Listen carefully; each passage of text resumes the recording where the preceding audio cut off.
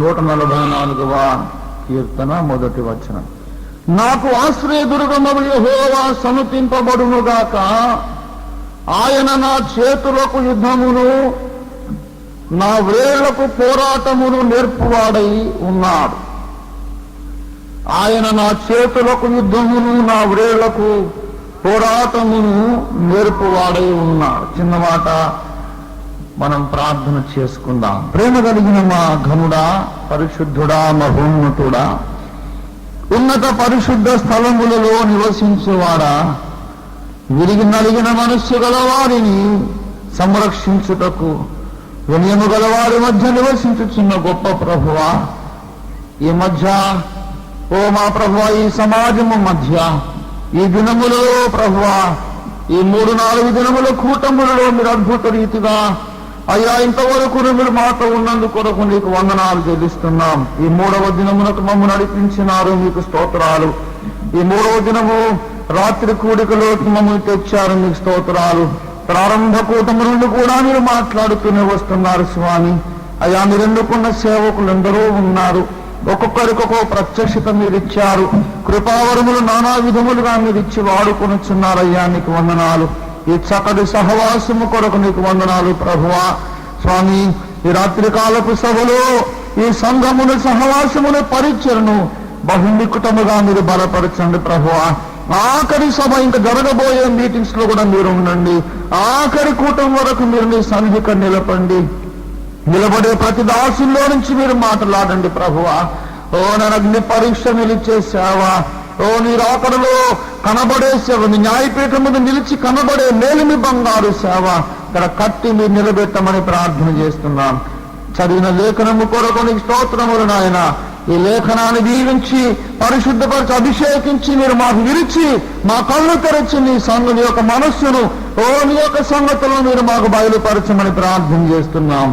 నీ మర్మమును, నీ సత్యమును, ఓ నీ ఉద్దేశ్యమును మా పట్ల మీరు బయలుపరచుకో స్వామి.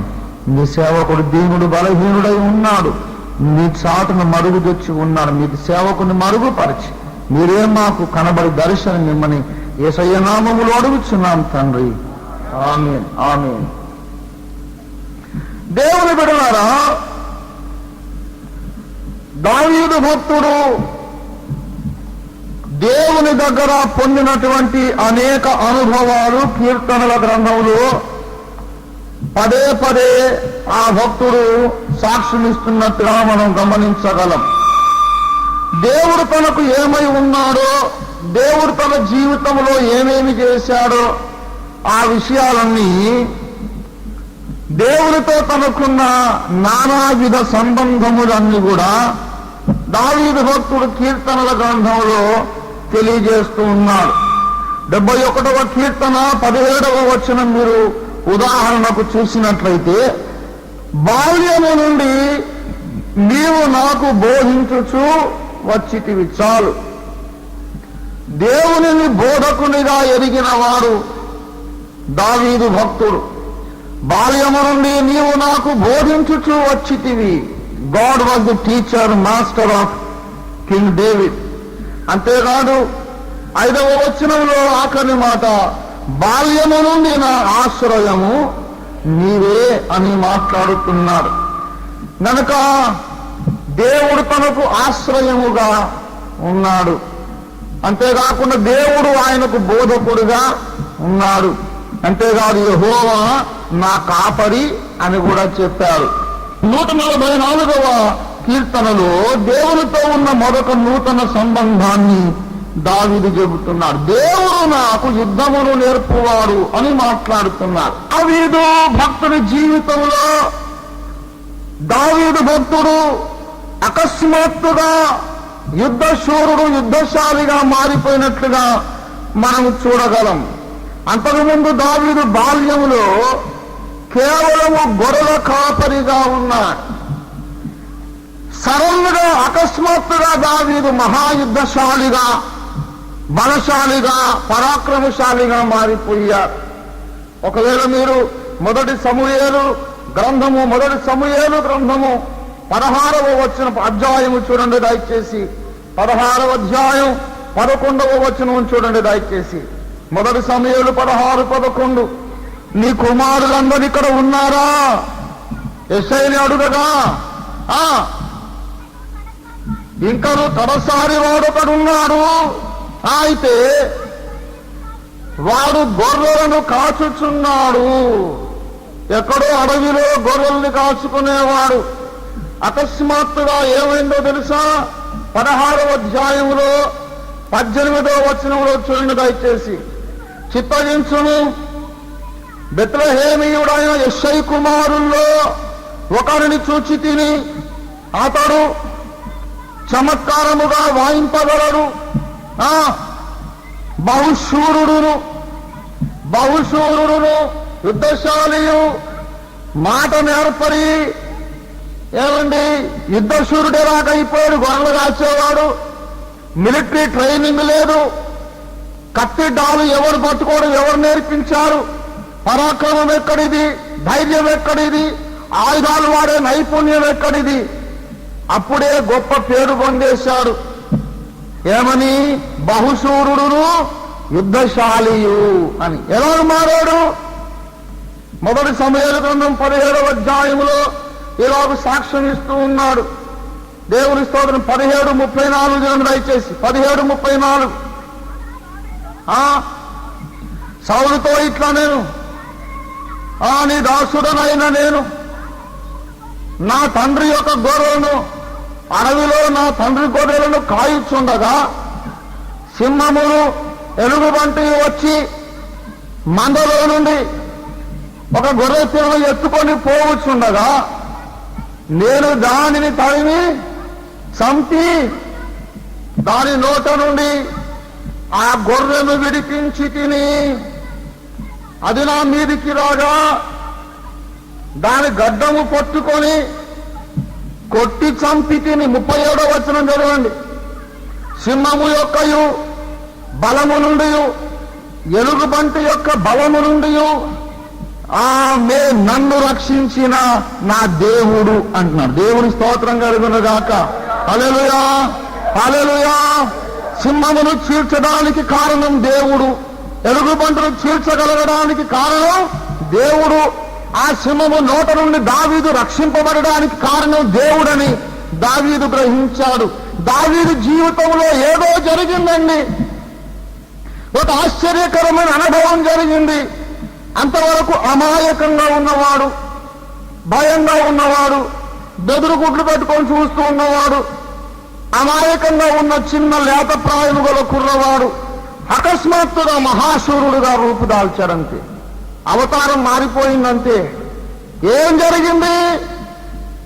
సౌలు రాజుకు తెలియదు ఏం జరిగిందో. సౌలు ఇంకా చిన్న కుర్రవాడు కదా అని ధోరణిలో మాట్లాడుతున్నాడు. దావీదంటాడు, ఆ గొలియాతు మీదకి వెళ్ళి వాడిని చంపేస్తానంటున్నాడు. దావీదు ఎగిరి పడుతున్నాడు, కాలు దువ్వుతున్నాడు.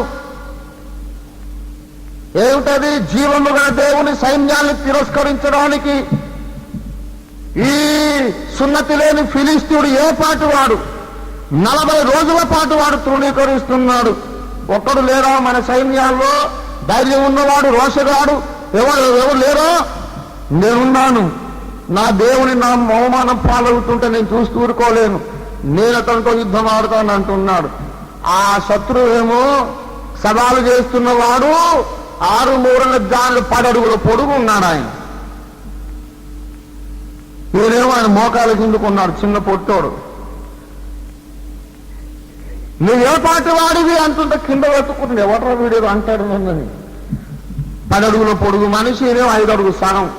సంకల కాడికి కూడా లేడు, నడువు కాడుకున్నాను అన్నమాట. ఎక్కడికి ధైర్యం? సౌలు కూడా తృణీకారం చేస్తున్నాడు. నువ్వు బాలుడవు, నీకు బలము చాలదంటాడు. చూడండి 33వ వచనం. సౌలు ఈ ఫిలిష్తీయుని ఎదుర్కొనుటకు, వానితో పోరాడుటకు నీకు బలము చాలదు. నీవు బాలుడవు, వాడేమో బాల్యము నుండి యుద్ధాభ్యాసము చేసినటువంటి వాడు. ఇప్పుడు వాడు పూర్తిగా ఎదిగినటువంటి ఒక పరాక్రమశాలి, నడువయస్కుడు అనుకోండి. నీవేమో ఇంకా బాలుడు, చిన్న పిల్లవాడు. నూనూగు మీసాలు కూడా లేవు. అప్పుడు చిన్న పిల్లవాడివి. ఆయనేమో చాలా ఆరితేరిన యుద్ధ శూరుడు నీకు బలం చాలదు అంటున్నారు. దావీదంటాడు, నాకు బలం ఎందుకు చాలదు? సింహాన్ని చీల్చాను, ఎలుగుబంటను చీల్చాను, వీళ్ళు కూడా చీల్చి పారేస్తానన్నాడు. దేవుడికి స్తోత్రం కలుగును గాక. నీకు ఎక్కడిది ధైర్యం? ఎక్కడిది ధైర్యం అంటే ఒక రహస్యమైన అనుభవం జరిగింది, అది సౌలుకు తెలియదు. అది 1 సమూయేలు గ్రంథం 16వ అధ్యాయం 13వ వచనం చదవండి. దయచేసి 16. ఏమండి, సమూయేలు తైలపు కొమ్మును తీసి వాని సహోదరుల ఎదుట వానికి అభిషేకము చేసెను. ఓ దేవుడు సమూయేలుకు ఎప్పుడో చెప్పాడు, సమూయేలు నువ్వు లేచి నీ కొమ్ము తైలముతో నింపుము, బెత్లెహేముకు వెళ్ళుము, అక్కడ యెష్షయి కుమారులో ఒకరి మీద ఈ తైలము పోయుము, ఒక నూతన రాజుని ఇశ్రాయేలు కొరకు నేను సిద్ధపరచబోతున్నాను. అభిషేకం అనేది సమూయేలు ప్రవక్త ద్వారా దేవుడు బెత్లెహేముకు పంపించాడు.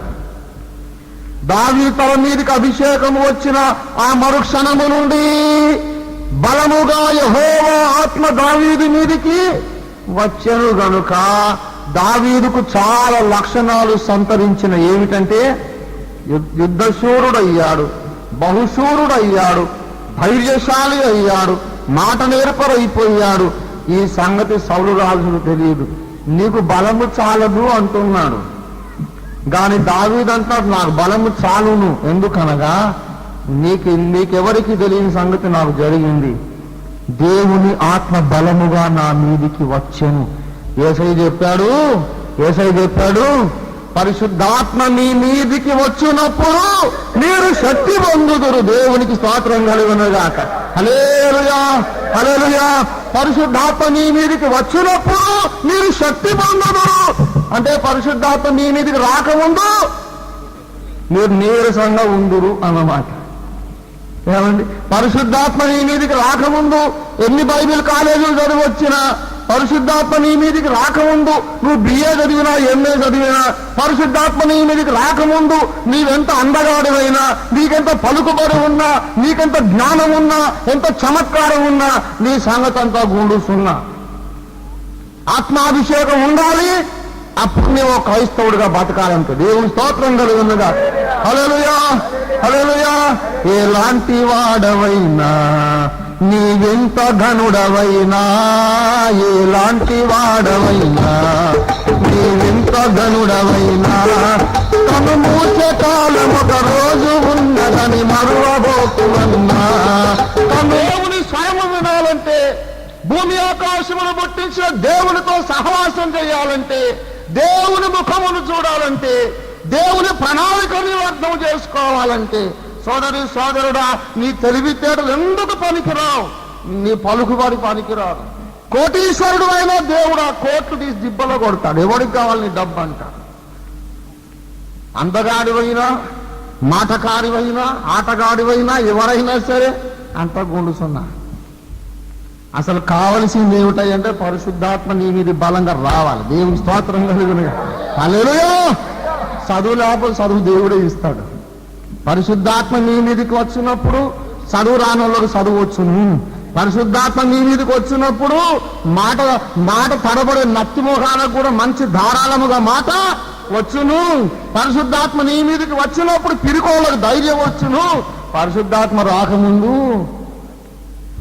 ఏమండి, ఎంత ధైర్యం ఉన్నా, ఎన్ని గొప్ప లక్షణాలున్నా దేవుడు తీసి పక్కన పెడతాడు. బాబు నువ్వు తర్వాత రా నా దగ్గరికి, ముందు ఆత్మను పొంది నా దగ్గరికి రా. దేవునికి స్తోత్రం కలిగిన. దేవుని సైన్యములో మనం పని చేయాలంటే, దేవుని బిడలారా, ఆత్మాభిషేకం. సైనికుడు గురించి మనం మాట్లాడుకుంటున్నాం కదా. ఏమండి, యుద్ధశాలిగా ఎప్పుడు మారాడు? యుద్ధశాలి ఎప్పుడు మారాడు? యెహోవా ఆత్మ బలముగా దిగిరాగా ఆయన యుద్ధశాలిగా మారిపోయాడు. దేవునికి స్తోత్రం కలుగును గాక. He became a man of war. యుద్ధశాలి అంటే అర్థం వేరు, యుద్ధశూరుడు అంటే అర్థం వేరు. తెలుసా మీకు? యుద్ధశాలి అనే మాట వేరు, యుద్ధశూరుడు అనే మాట వేరు. శూరుడు అంటే ఆ శౌర్యము, ధైర్యము, పరాక్రమము, వీరత్వము కలిగిన వాడని. యుద్ధశాలి అంటే అర్థం ఏంటంటే అసలు వాడి తత్వమే యుద్ధం ఆడుట అన్నమాట. ఏమండి, కోయిల కుహు కుహు అని కూసినంత సహజంగా ఈయన యుద్ధ రంగంలో రాణించగలడు. సహజ తత్వమే యుద్ధమాడుట. దేవునికి స్తోత్రం కలుగును గాక. హల్లెలూయా, హల్లెలూయా. ఏమండి, నీతిమంతుడు సింహము వలె ధైర్యముగా ఉంటాడు. సౌలు భయపడుతున్నాడు. పెద్ద పెద్ద హేమేలు ఆరితేరిన పేరు పోసిన యుద్ధశూరులందరూ భయపడుతున్నారు ఆ గొలియాతును చూసి. దావీదుకు అసలు భయం ఎందుకు ఎట్లోదో వీళ్ళకి అర్థం కాలేదు. అసలు ఎందుకు భయం లేదు? ఏమండి, దేవుడు మనకు పిరికితనము గల ఆత్మను ఇవ్వాలి. కొంతమంది పరిశుద్ధాత్మ పొందామంటారు, అన్నిటికీ భయమే. ఏమండి, కాస్త చీకట్లోకి వెళ్ళాలంటే భయం, సాక్ష్యం చెప్పాలంటే భయం, మళ్ళీ దశంభాగం ఎగ్గొట్టాలంటే భయం లేదు. దయ్యాలంటే భయం, మనుషులంటే భయం, కుక్కలంటే భయం, పిల్లులంటే భయం, ఎలకలంటే భయం. దేవుడు అంటే మాత్రం భయం లేదు. ధారాళంగా దేవుని దశంభాగాలు ఎగ్గొడుతూనే ఉంటారు. మరి అదేమిటో నాకు అర్థం కాదు. దేవుడు అంటే భయం లేదు. అసలు దేవుడు గొప్పడా, దయ్యం గొప్పడా? అసలు పోలికేంటి? దేవుడు ఒక మాట మాట్లాడితే పుట్టినవా దేవదూతలు వాళ్ళందరూ. ఆ మహాశక్తివంతునికేమో భయపడవు, ఈ పిల్లుకొని లాంటి దయ్యాలకు ఊరు బయట అర్ధరాత్రి అమావాస్య మర్రి చెట్టు కిందకు వస్తావా? వచ్చినా సరే రాను. ఎందుకండి? జ్ఞానము గలవాడు జాగ్రత్త పడదని బైబిల్లో ఉంది, తెలుసా? అసలు నేను రాను. ఎందుకంటే అక్కడ దయ్యాలు ఉన్నాయని మా చిన్నప్పటి నుంచి మా నాన్నమ్మ గారు చెప్తారు. అవునా? రారు. దయ్యాలంటే ఎంత భయమో మనుషులకు, కానీ దేవుడు అంటే భయం లేదు. దేవుని సంఘంలో చేయకూడని పనులన్నీ చేస్తున్నారు, కానీ దేవుని మాటలు మాత్రం ఉల్లంఘిస్తూనే ఉన్నారు. దేవుని బిడలారా, యెహోవా యందైన భయము జ్ఞానమునకు మూలము. యెహోవా యందైన భయము పవిత్రమైనది. యెహోవా యందలి భయభక్తులు కలిగి ఉండుటే జ్ఞానమునకు.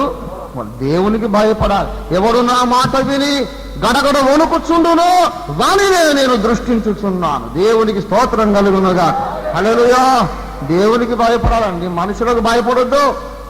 పరిశుద్ధాత్మను పొంది అన్య భాషలు మాట్లాడి నాట్యమాడి డాన్స్ చేసి మళ్ళీ అన్నిటికీ భయపడడం ఏంటో నాకు అర్థం కాని మరణం ఇది. నేను చెబుతున్నాను, నా జీవితానుభవం కూడా. నా చిన్నతనంలో నాకన్నా సిగ్గరి ఆడపిల్లలు ఎవరా నీకంటే అనేవాళ్ళు. చాలా సిగ్గు, చాలా బిడియం, చాలా అనాగం ఉండేవాడిని. మనం ముడుచుకొని ఎక్కడో మూలకు తలుపు సాటుకు ఉండేవాడిని.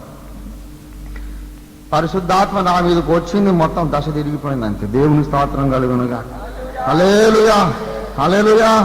తీక్షణంగా కళ్ళు కలిపి చూస్తుంటే పెద్ద పెద్ద వాళ్ళందరూ తడబడుతున్నారు. ఏంటో వాళ్ళ ముఖంలో ఏంటంటే వాడి ముదురు ముఖం, అసలు వాడి ముఖం ఏంటి? చిన్నపిల్లలాగా ఉండేంటి వాడు? ఆ చూపులేంటి? ఆ నడికేంటి? ఆ ధాకేంటి?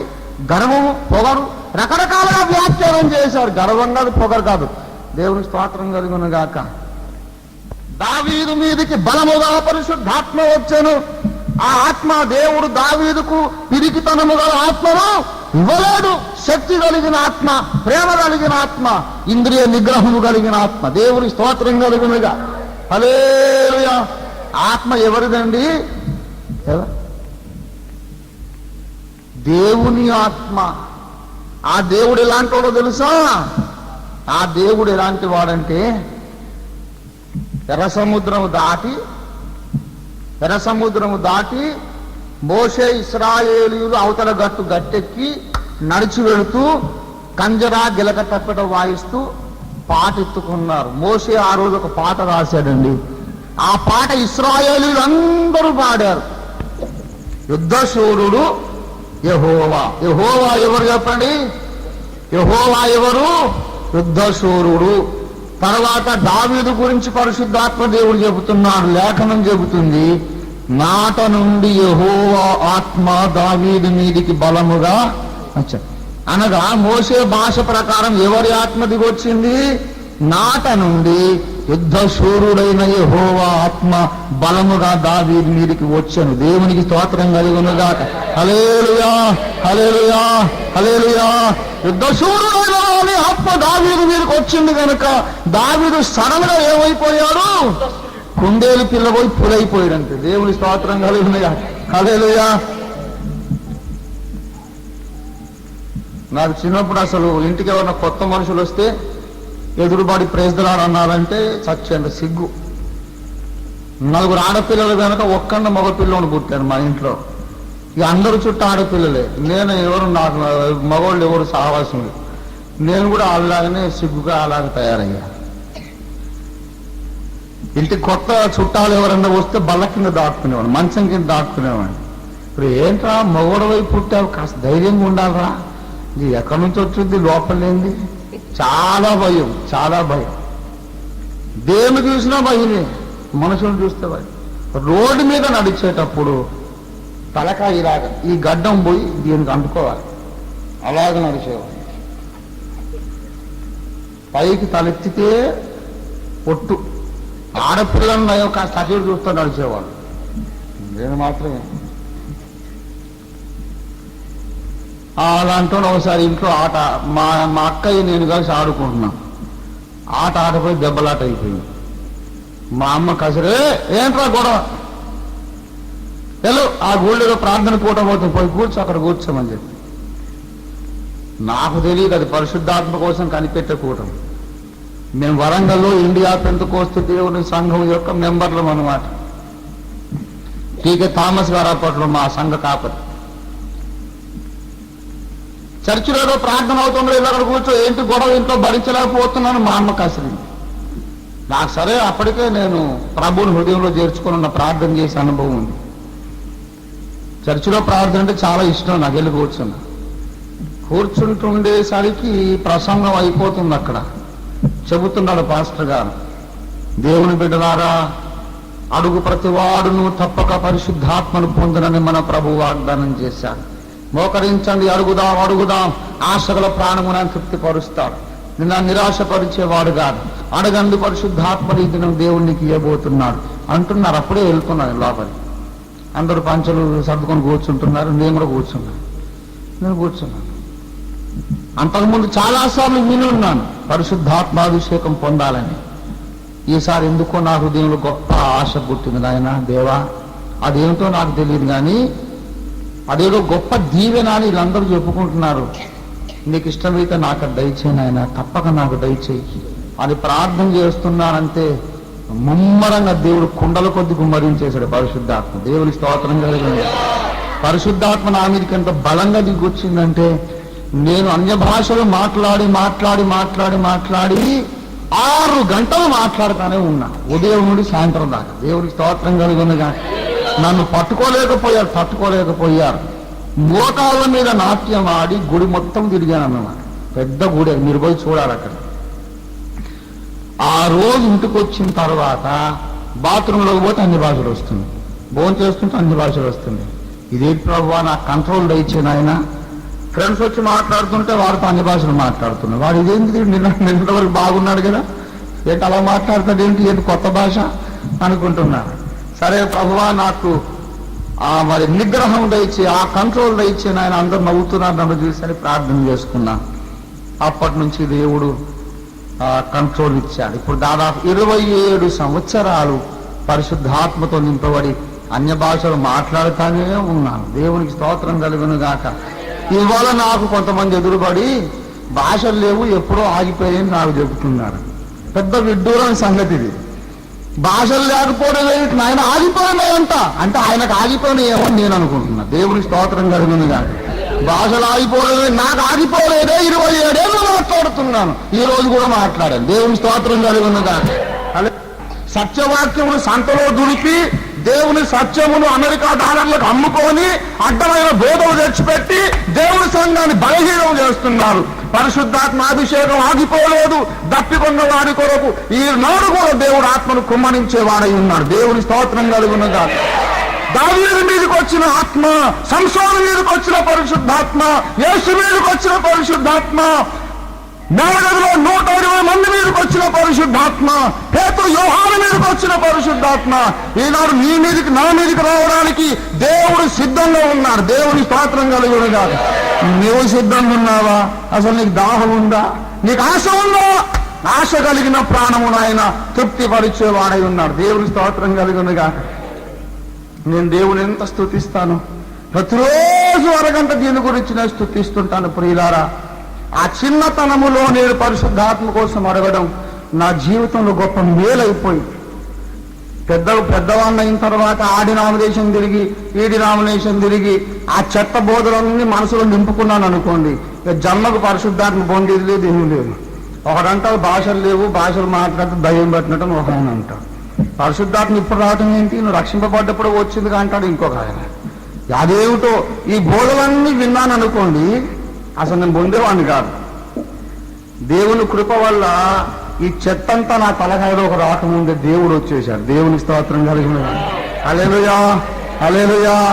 దేవుని బిడ్డలారా, పరిశుద్ధాత్మాభిషేకము కని మీదికి వచ్చినప్పుడు అతడు ఏమైపోతాడన్నమాట, పరాక్రమశాలి, యుద్ధశాలి, యుద్ధశూరుడు, ధైర్యశాలి. ఏది ఎదురొచ్చినా సరే జరగకుండా, అసలు అసాధ్యం అనేది వాడి డిక్షనరీలోనే లేదు. ఇది కష్టమండి, ఇది నా వల్ల కాదండి అనేది లేదు. దేవునికి స్తోత్రం కలుగునుగాక. హల్లెలూయా. గొప్ప పర్వతం ఎదురాని పిండి కొట్టి పారేస్తానంతే. దేవునికి స్తోత్రం కలుగునుగాక. హల్లెలూయా, హల్లెలూయా. దేవుడు అన్నారు జకర్యా 4:7 కింద మీరు చదివినట్లయితే, ఓ గొప్ప పర్వతమా. ఏం పర్వతం అని పేరు పెట్టాడు? చిన్న గుట్ట కాదు, హిమాలయ కొండంత కొండది. ఓ గొప్ప పర్వతమా, జరుబ్బాబెలును అనగా దేవుని సేవకుని అన్నమాట, దేవుని మందిరమును కట్టువాడు అన్నమాట, దేవుని సేవ కోసం పిలువబడ్డవాడు అన్నమాట, దేవుని సైన్యములో ఉన్న సైనికుడు అన్నమాట, దేవుని కొరకు యుద్ధమునకు పూనుకున్నవాడు జరుబ్బాబెలు. దేవుని ప్రణాళికలో, దేవుని పథకములో, దేవుని సేవ కొరకు ముందుకు వచ్చిన వాడు. ఆ జరుబ్బాబెలు అడ్డగించడానికి ఒక గొప్ప పర్వతం పూనుకున్నది. ఆ కొండ మామూలు కొండ కాదండి, చాలా గొప్ప పర్వతం. అయినను ఆ గొప్ప పర్వతముతో దేవుడు మాట్లాడుతున్నాడు. ఓ గొప్ప పర్వతమా, ఆఫ్టర్ నువ్వు ఏపాటి దానివి, నా దాసులను ఎదుర్కోవడానికి నువ్వేపాటి దానివి. నా దాసుడు ఒక గుద్దాడంటే నువ్వేమైపోతావు? చదురు భూమివి. అదెట్టా జరుగుతుందండి? కొండను గుద్దితే చదును భూమి కావడం ఏంటి అంటే, నా ఆత్మ ద్వారా ఇది దేవునికి మహిమ. హల్లెలూయా, హల్లెలూయా. ఓ గొప్ప పర్వతమా, ఓ గొప్ప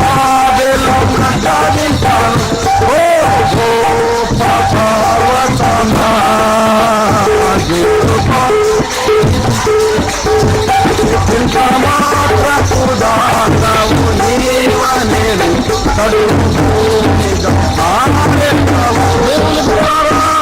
పరిశుద్ధాత్మతో నింపబడిన వారి జీవితంలో గొప్ప అద్భుత కార్యాలను మీరు చూడగలుగుతారు. పరిశుద్ధాత్మ ద్వారా నింపబడిన వ్యక్తుల ద్వారా ఈ భూలోకంలో గొప్ప కార్యాలయంలో జరుగుతాయి. దేవుని బిడ్డలారా, కావలసింది పాండిత్యం లేదు, డబ్బులు కాదండి. డబ్బులుంటే సేవ జరగదు అని చెప్తున్నాను. డబ్బులుంటే గుడి కట్టొచ్చు, సంఘం కట్టలేవు. డబ్బులుంటే ఇటుకలు కొనుక్కు రావచ్చు, ఆత్మలు తీసుకురాలేవు. దేవునికి స్తోత్రం కలుగునుగాక. డబ్బులుంటే పయరాజుతో ఒక మేడ కట్టొచ్చు, కానీ కొన్ని ఆత్మలు తీసుకురావాలంటే పరిశుద్ధాత్మ శక్తి నీకు కావాలి. దేవునికి స్తోత్రం కలుగునుగాక. హల్లెలూయా, హల్లెలూయా. పరిశుద్ధాత్మ అభిషేకం యొక్క విలువ ఎంతండి? ఎవరు విలువ కట్టలేడు దానికి. ప్రశస్తమైనది పరిశుద్ధాత్మాభిషేకం. దేవుని బిడ్డలారా, ప్రపంచములోని డబ్బంతా, రత్నవజ్ర వైఢూర్యములన్నీ ఒక చోట కుప్పబోసిన ఒక్క వ్యక్తి మీది పరిశుద్ధాత్మ తైలపు చుక్కకు సాటి కాదంతే. అందుకే బేతాళ జాన్ గారు చెప్పాడు, పరిశుద్ధాత్మను గోరుము జీవమా, యేసు ప్రభుని పేరట. బాప్టిస్టోడు ఆయన, పెంతెకొస్తోడు కాదు. బేతాళ జాన్ గారు బాప్టిస్ట్ అండి. బాప్టిస్ట్ అని రాశాడు. ఏంటది అసలు ఈ రోజులు అర్థం లేదు, ఏమీ లేదు. దేవుని సత్యం చెప్తే ఒకసారి నేను బోర చేస్తున్నాను, నూతన జన్మ గురించి ప్రసంగం చేస్తుంటే మీది హెబ్రోన్ మతమా సార్ అంటున్నారు ఎవరు. ఇదేం తెగులో నాకు అర్థం కాదు. నూతనముగా జన్మించుము అంటే హెబ్రోన్ మతమా అంటారు. పరిశుద్ధాత్మను పొందుము అంటే పెంతెకొస్తు మతమా అంటారు. అసలు ఈ రెండు మాటలు అన్నవాడు యేసయ్య. అర్థమైందా? యేసయ్య హెబ్రోనోడా పెంతెకొస్తాడా? యేసు ప్రభు హెబ్రోనా పెంతెకొస్తా? ఎవరాయన? అరే ఆయన నేనే సత్యమునని చెప్పాడు. దేవునికి స్తోత్రం కలిగింది గాక. హెబ్రోన్ లేదు, పెంతెకొస్తు లేదు, ఆయన సత్యమై ఉన్నాడు. సత్యమునకు వచ్చి సాక్ష్యం ఇచ్చుటకు నేను పుట్టి తిని సత్య సంబంధులందరూ నా మాట విందురు అన్నాడు. దేవుని స్తోత్రం కలిగినగా. హల్లెలూయా, హల్లెలూయా. వీళ్ళు యేసయ్యను కూడా ఏదో డినామినేషన్లో కలిపేదాకా నిద్రపోనట్టున్నారండి వీళ్ళు.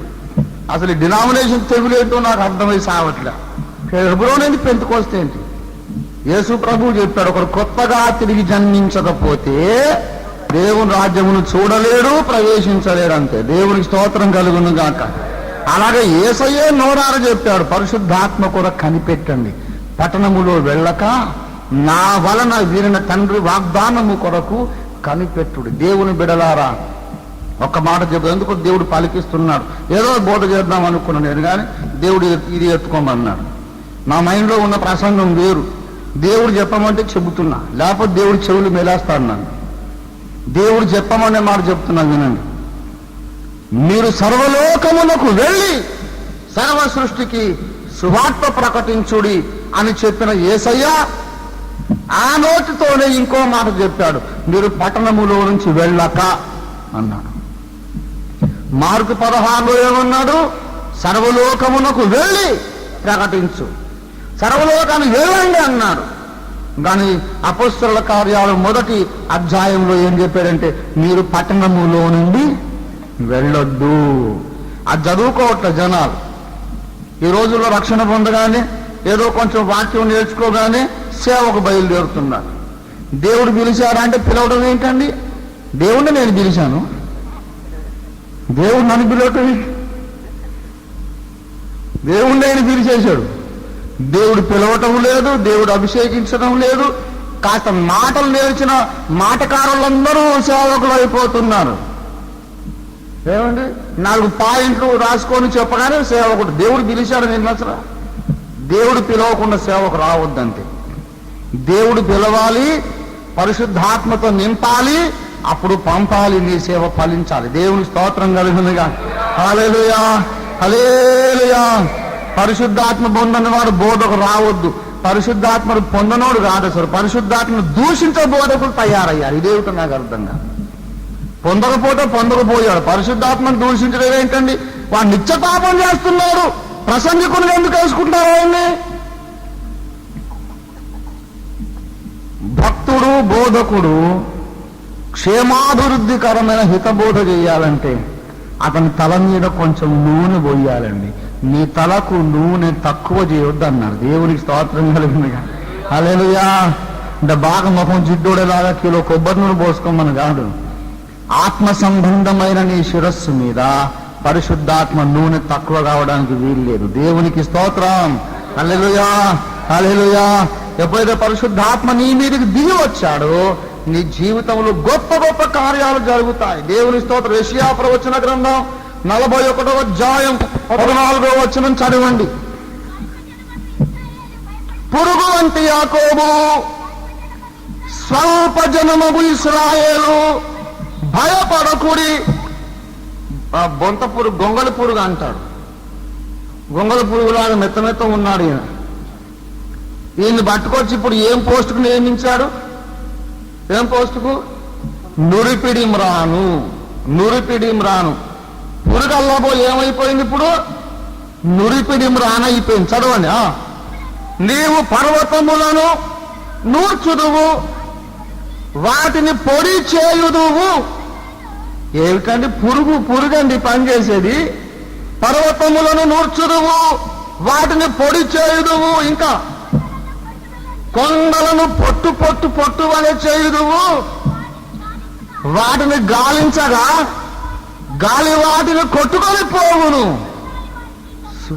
సుడిగాలి వేటిని?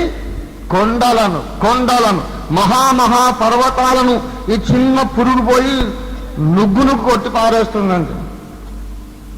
చిన్న పురుగండి.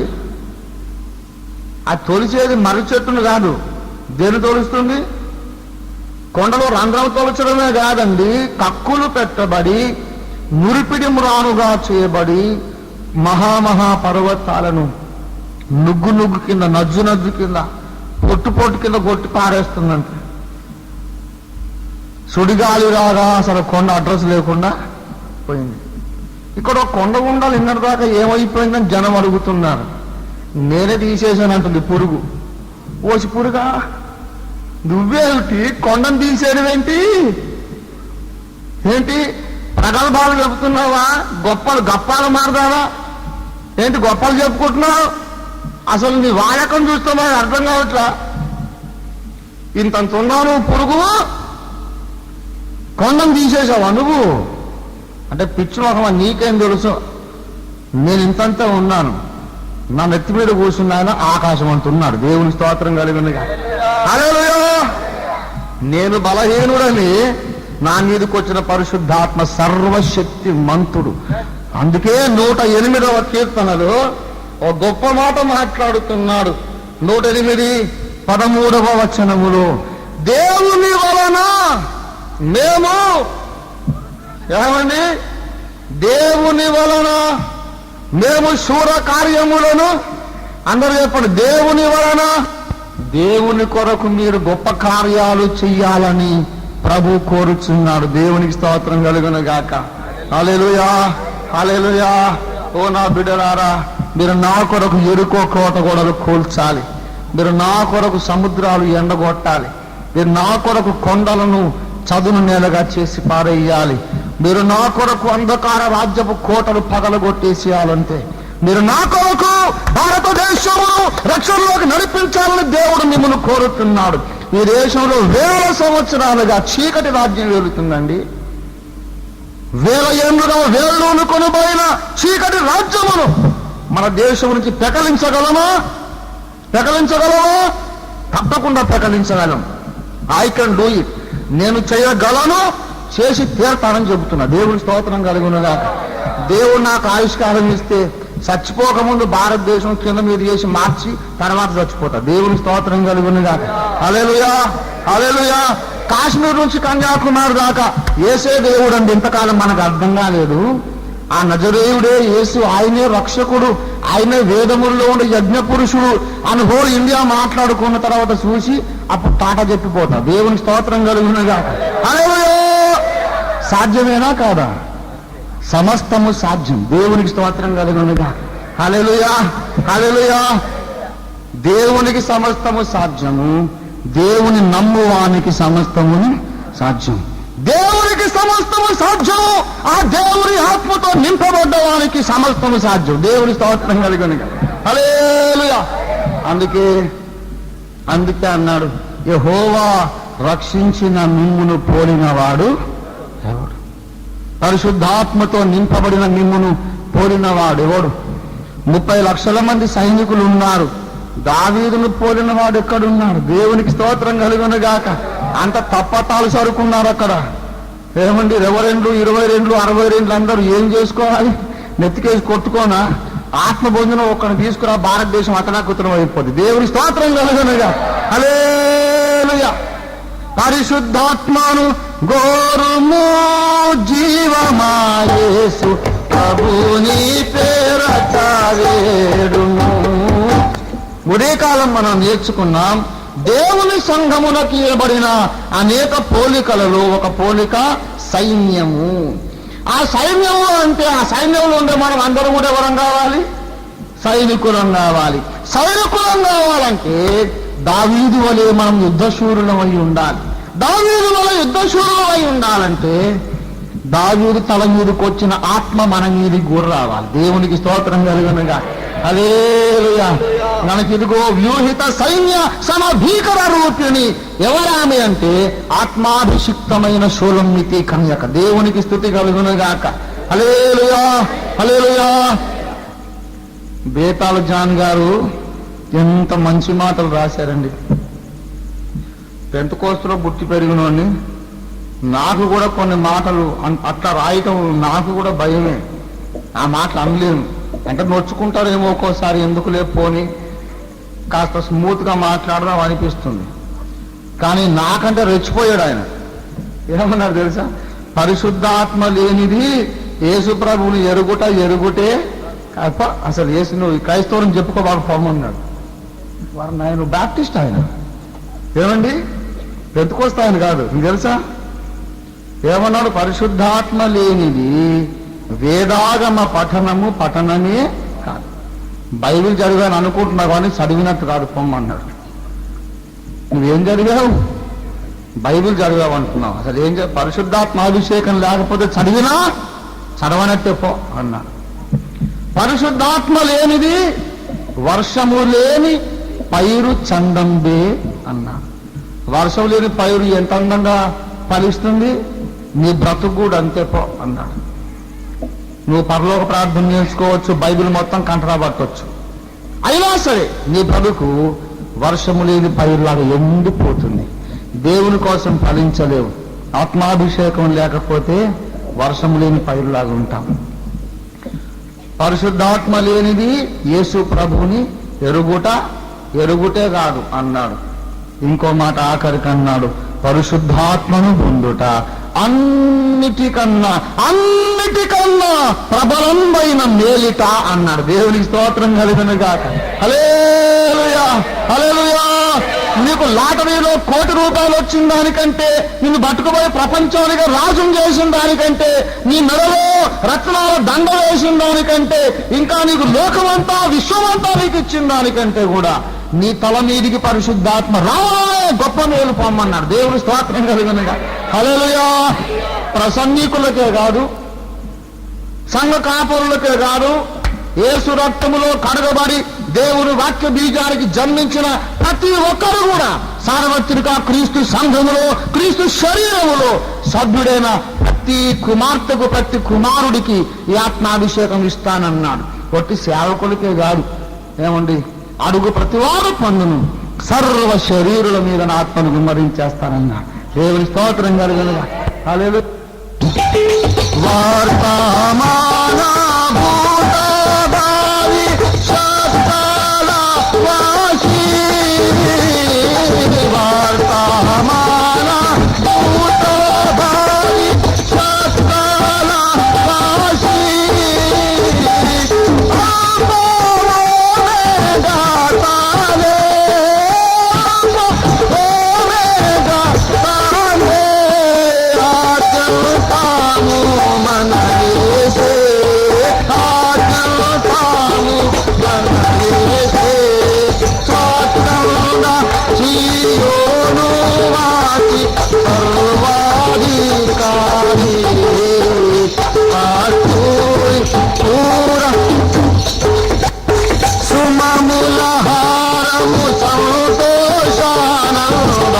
తైలము నీదే,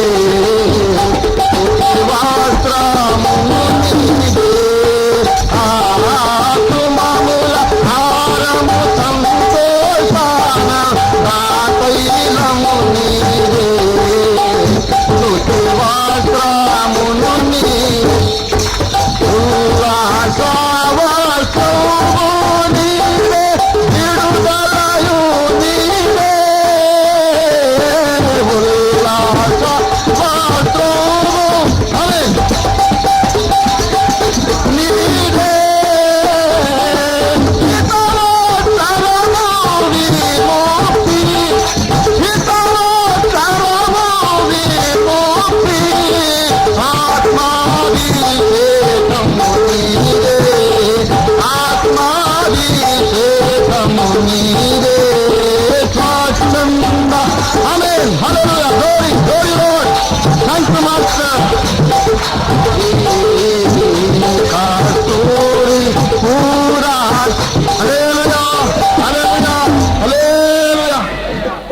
ఆ మాట అర్థం చేసుకున్నారా?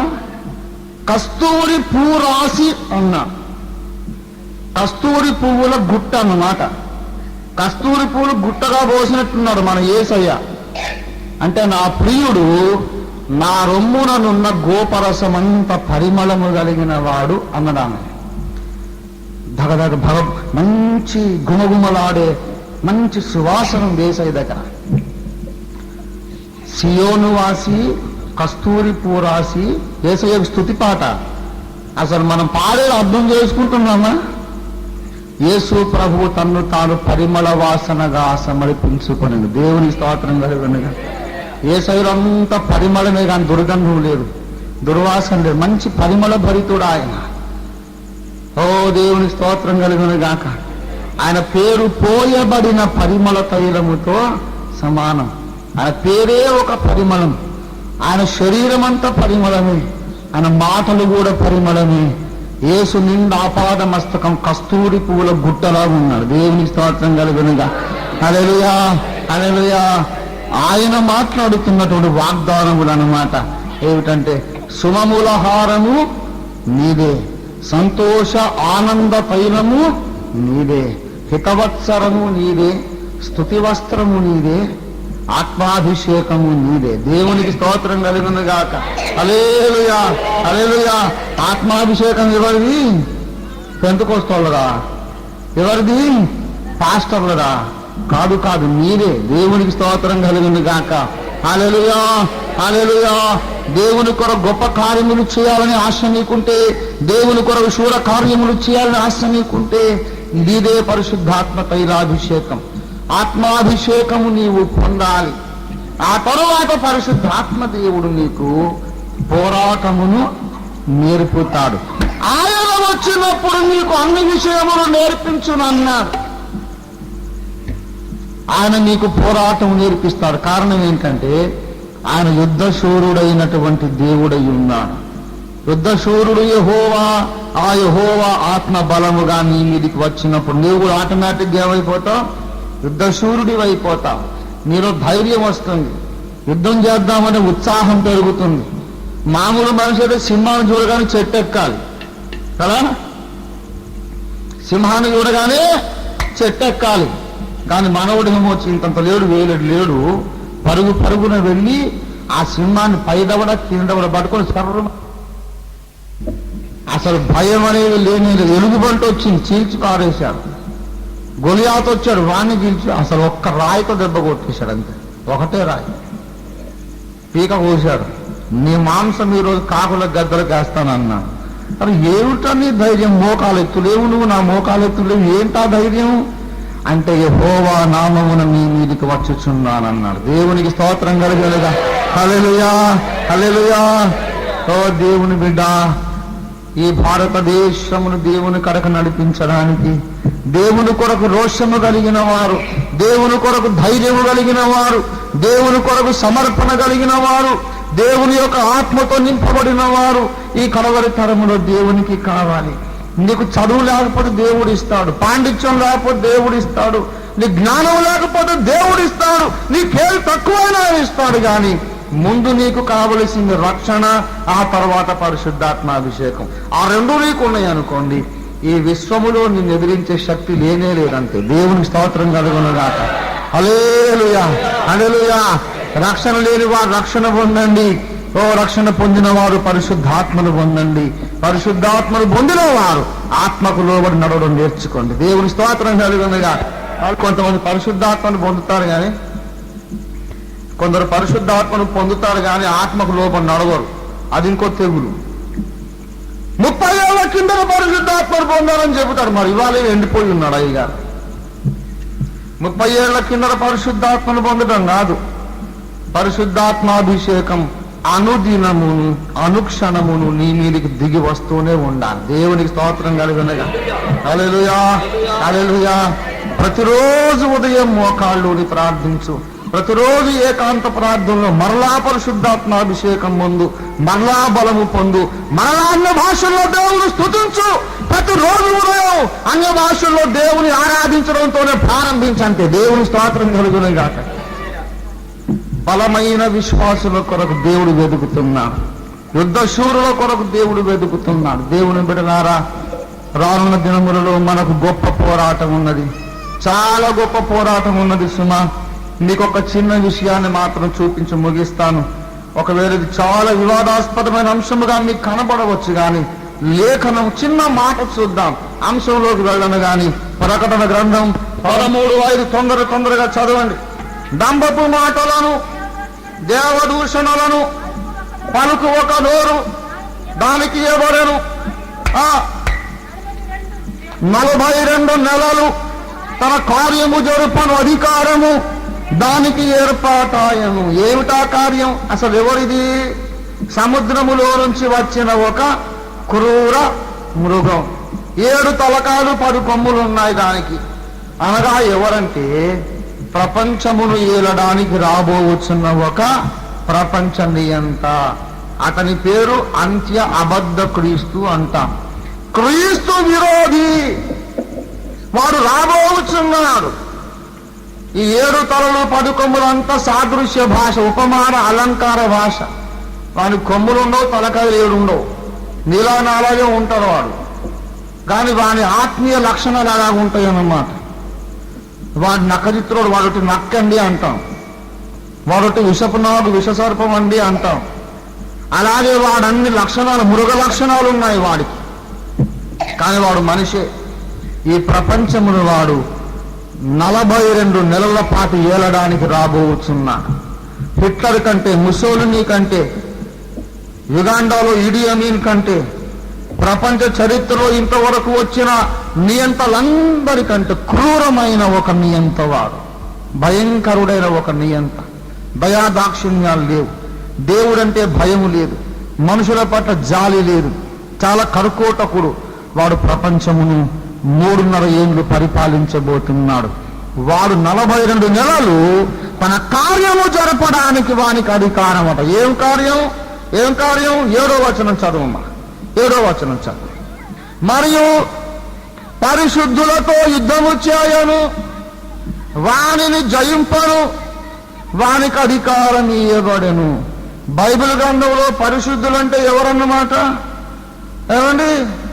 ఎఫెసీ 4:13లో పరిశుద్ధులు సంపూర్ణులగునట్లు అన్నాడు. అంటే ఎవరన్నమాట? పరిశుద్ధులంటే ఎవరు? యేసు రక్తములో కడుగబడిన వారు, యేసునందు నూతనముగా తిరిగి జన్మించిన వారు, రక్షణ పొందిన వారే పరిశుద్ధులు. సుమా, నామకార్థులు పరిశుద్ధులు కాదు, బుద్ధి లేని కన్యకలు పరిశుద్ధులు కాదు. పరిశుద్ధులతో యుద్ధము చేయడానికి వాని కార్యం అది. 42 నెలల పాటు తమ కార్యము జరుపను, అధికారము ఏర్పాటాయను. ఏమిటయ్యా వాడి కార్యం అంటే? పరిశుద్ధులతో యుద్ధము చేయటమే. ఇదిగో ఆ యుద్ధం కొరకు మనకి ఇప్పుడు ఆత్మాభిషేకం కావాలి. దావీదు ఎలుగుబంటును చీల్చాడు, కానీ ఎలుగుబంటు కంటే భయంకరుడు వీడు. ఎలుగుబంటు సైతానును దావీదు ఆ సింహాన్ని కూడా దావీదు చీల్చాడు, కానీ ఆ సింహము కంటే కూడా వీడు భయంకరుడు. గొలియాతును చంపాడు, గొలియాతు కంటే భయంకరుడు. సింహము, ఎలుగుబంటు, గొలియాతు వీళ్ళందరూ కలిసిన దానికంటే చాలా భయంకరుడు వాడు. వాడు రాబోతున్నాడు, సంఘముతో యుద్ధం చేస్తాడు. సుమ, సంఘాన్ని శ్రమ పెడతాడు, హింసిస్తాడు, నానా రకములుగా యాతన పెడతాడు. విశ్వాసాన్ని వదులుకొమ్మని, యేసుకు దూరం కమ్మని, విశ్వాస భ్రష్టత్వంలోకి ఈడ్చడానికి రకరకాలుగా వాడు ప్రయాసపడతాడు. కానీ దేవుని బిడలారా, వానిని జయించిన వారే పరలోక రాజ్యములో ఉండబోతున్నారు. 15వ అధ్యాయం ప్రకటన గ్రంథం 15:2 చూడండి దయచేసి. క్రూర మృగమునకు, దాని ప్రతిమకు, దాని పేరు గల సంఖ్యకు లోబడక వాటిని జయించిన వారు దేవుని వీణలు గలవారై ఆ స్ఫటిక సముద్ర తీరమున నిలిచి ఉండుట నేను చూచి తిని. చర్చ్ ఆఫ్ క్రైస్ట్ వారు అసలు సంఘంలో వాయిద్యాలు వాయించొద్దు అంటున్నారు, కానీ వీళ్ళు పరలోకంలో ఏం పట్టుకొని ఉన్నారు? మరి చర్చ్ ఆఫ్ క్రైస్ట్ వాళ్ళు పరలోకానికి వెళ్ళినప్పుడు ఇబ్బందే. మరి పరలోకంలో వాయిద్యాలు ఉన్నాయండి. క్రూర మృగమునకైనను, దాని ప్రతిమకైనను, దాని పేరు గల సంఖ్యకైనను లోబడక వాటిని జయించిన వారు. వాటిని జయించిన వారంటే కొద్దిసేపు ఏం చేశారు? దాంతో అద్ది యుద్ధం చేయాలి. యుద్ధం చేశాక కదా గెలిచేది. వీళ్ళు క్రూర మృగమును జయించిన వారు అంటే వీళ్ళు క్రూర మృగముతో ఏం చేశారు? యుద్ధము చేశారు. దేవునికి స్తోత్రం కలుగును గాక. ఆయన నా చేతులకు యుద్ధమును, నా వ్రేళ్లకు పోరాటమును నేర్పువాడై ఉన్నాడు. దేవునికి స్తోత్రం కలుగును గాక.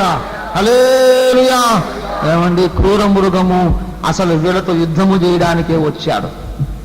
ఎప్పటి నుండో వాడు వద్దామని ఎదురు చూస్తున్నాడు, కానీ దేవుడు వాడిని ఆటంకపరిచాడు. వాడు సొంత కాలమంలో రావాలి. కాలము సంపూర్ణమైనప్పుడు యేసయ్య వచ్చాడు. అలాగే వానికి నియమించబడ్డ కాలం వచ్చినప్పుడే అబద్ధ క్రీస్తు రావాలి. వాడు వచ్చినప్పుడు దేని కొరకు వస్తున్నాడు? పరిశుద్ధులతో. అప్పుడు ఈ పరిశుద్ధులకు వానితో యుద్ధం, వానికి పరిశుద్ధులతో యుద్ధం. అందులో జయించిన వారే స్ఫటిక సముద్ర తీరమున వారు దేవునికి స్తుతి పాటలు పాడుతూ నిత్యత్వమంత మహిమలో ఆనందించబోతున్నారు. దేవునికి స్తోత్రం కలుగునుగాక. పిరికోళ్ళు దేవుని రాజ్యంలోకి రారండి. పిరికివాడు దేవుని రాజ్యంలోకి రాడు. పరలోక రాజ్యంలోకి రాలేని వారు నరకాగ్నిగుండములు అగ్నిగంధకముల సరస్సులో పరద్రోయబడే వారి లిస్టు ప్రకటన 21:8 రాశాడు. అందులో మొట్టమొదటోడు పిరికోడు, తర్వాత అవిశ్వాసి, అసహ్యులు, నరహంతకులు, వ్యభిచారులు, మాంత్రికులు, విగ్రహారాధికులు. అన్నిటికంటే పెద్ద రోగం ఉందాడు. ఏంటో రోగం? భయం, పిరికితనం. ఏమండి? ఆ పిరికితనంతో వాడు విగ్రహారాధన చేయలేదు కానీ, వ్యభిచారం చేయలేదు కానీ, మంత్రతంత్రాలు జోలికెళ్ళలేదు కానీ, అసహ్యమైన బ్రతికేం బ్రతకలేదు కానీ, ఆ ఒక్క పాపం చేయబట్టే వాడు నరకానికి వెళ్ళిపోతున్నాడు. పిరికివాడు. వాడు సత్యం తెలుసు కానీ నిర్ముఖమాటంగా మాట్లాడలేడు, మనుషులను నొప్పించలేడు, అందరిని మెప్పించాలి.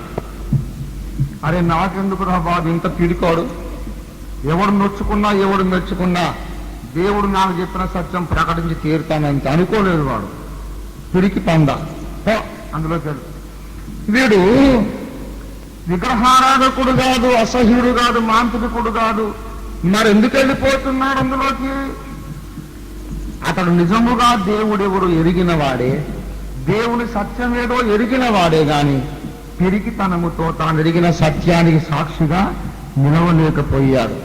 సాక్ష్యం ఇవ్వాలంటే భయం, శ్రమలంటే భయం. గనక పిరికి వారు దేవుని రాజ్యములో ప్రవేశించరు. జ్ఞాపకం పెట్టుకోండి. సైనికునికి ముందుండాల్సింది ఏమిటండి? ధైర్యం ఉండాలి. దేవునికి స్తోత్రం కలుగునుగాక. యుద్ధానికి సిద్ధపడండి. ఇప్పుడు వేదాంత చర్చ లోపలికి నేను దిగను. ఈ అంశం మీదనే యుగాంతం అనే బుక్ రాశాను. అది పరిశోధనా గ్రంథం. అది ఉపవాసం ఉండి కన్నీళ్ళు విడిచి ప్రార్థన చేసి పరలోకము నుంచి నేను పొందిన ప్రత్యక్షత రాసిన గ్రంథం. అమెరికా నుంచి వచ్చిన ప్రత్యక్షత కాదు, అది డైరెక్ట్ గా పైనుంచి కిందకు వచ్చింది. దేవునికి స్తోత్రం కలుగునుగా. దేవుడు చూపిస్తే రాశాను అది. దాన్ని తిట్టినోళ్ళు చాలా మంది తర్వాత నాకు ఉత్తరాలు రాశారు. బ్రదర్ క్షమించండి, అహంభావంతో మేము అలా ముందు మాట్లాడాము, తర్వాత ప్రభు మాతో మాట్లాడుకున్నాడు, ఇదే సత్యం అని మాట్లాడాను. ఈ కడవరి కాలంలో దేవుని సంఘానికి నేర్పాల్సిన సత్యం ఇదని ప్రభువు నాకు బయలుపరిచాడు. యుద్ధానికి సిద్ధము కండి. దేవునికి స్తోత్రం కలుగునుగాక. ఏం పర్వాలేదు, శ్రమలు రావని అనుకోగాకండి. దేవుడు చెప్పాడు, లోకములో మీకు శ్రమ కలుగును. పరిశుద్ధులతో యుద్ధము చేయడానికి ఒక క్రూర మృగము రాబోతున్నాడు. వాడిని జయించిన వారే స్ఫటిక సముద్ర తీరములో ఉంటారు. మోసే కీర్తన, గొర్రెపిల్ల కీర్తన పాడుతున్నారు. ఇశ్రాయేలు గోత్రకర్తల గుమ్మాలున్నాయి, అపోస్తలుల పేర్లున్న పునాదులు ఉన్నాయి. ఈ పునాదులు ఏమో గొర్రెపిల్ల కీర్తన పాడుతున్నాయి, ఆ గుమ్మాలేమో మోసే కీర్తన పాడుతున్నాయి. వాళ్ళేళ్ళు కలిసి వీళ్ళు జయించి అక్కడికి పోయారు. దేవునికి స్తోత్రం కలుగునుగాక. హల్లెలూయా. యుద్ధానికి సిద్ధపడదాం, పరిశుద్ధాత్మను పొందుదాం, ప్రార్థన చేసుకుందాం. తలలు వంచండి. ప్రేమ కలిగిన మా పరిశుద్ధ పరమ తండ్రి, పావనుడా, పరిశుద్ధుడా, నీతిమంతుడా, కరుణా సంపన్నుడా, సత్యవంతుడా, సత్యమును గుర్తి